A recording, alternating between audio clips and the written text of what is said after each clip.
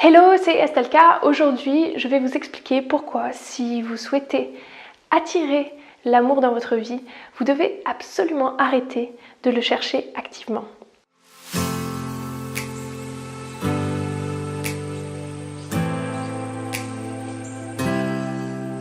Alors récemment, je vous ai demandé est-ce que vous avez des idées ou des questions sur les relations amoureuses et j'ai eu plusieurs commentaires en dessous de la vidéo que je vais vous mettre juste ici, et notamment Annabelle qui m'a demandé est-ce que je pourrais faire une vidéo sur le thème de chercher l'amour.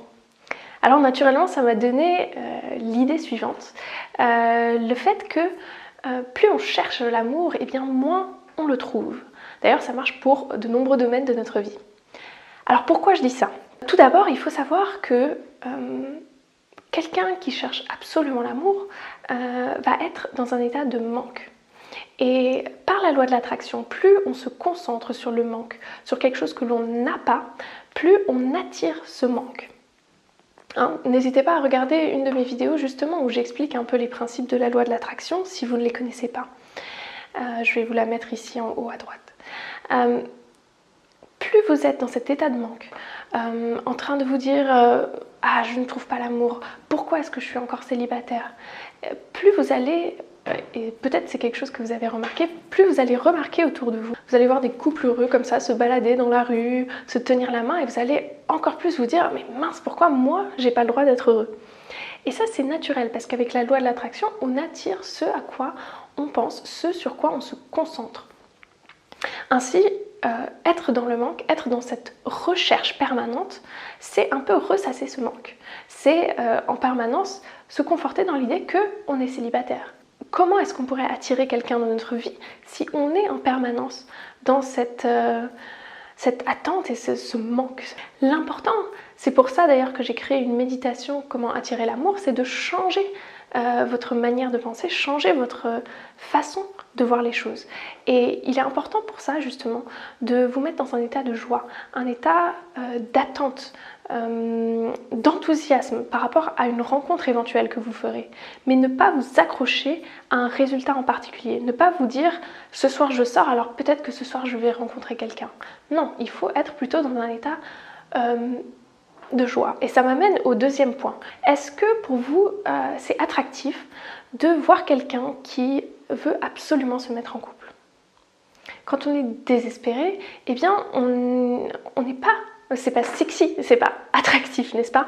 On a une personne qui veut absolument se mettre en couple, que ce soit avec vous ou avec une autre femme, eh bien, je suis désolée, mais ça donne pas envie. Donc, ça ne booste pas notre ego, n'est-ce pas? Donc être dans un état où on cherche absolument quelqu'un, eh bien c'est aussi quelque chose qui repousse les autres, hein, que ce soit les hommes comme les femmes. Donc c'est pour ça aussi qu'il ne faut pas chercher activement et laisser paraître que l'on a absolument besoin de quelqu'un pour être heureux. Et donc le troisième point, c'est également de trouver votre bonheur personnel dans votre vie.